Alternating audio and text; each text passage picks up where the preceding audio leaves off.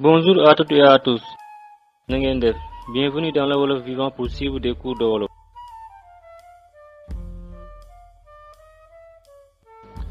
wooteb añ ba.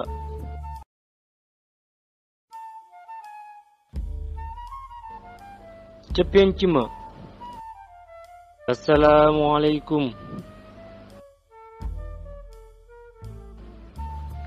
waaleykum salaam.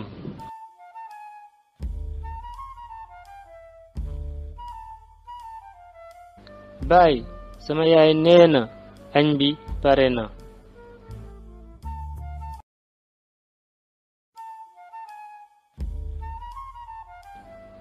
ay ca leen ñu dem añi. Mamadou ñu dem kër ga tey soxna si maafe la togg.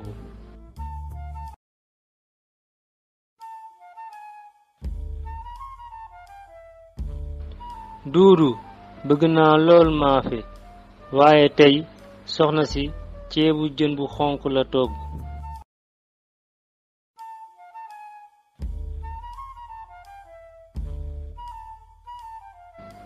waaw kon loolu du dara ba ci kanam bul fàtte ëndaale warga ak suukar.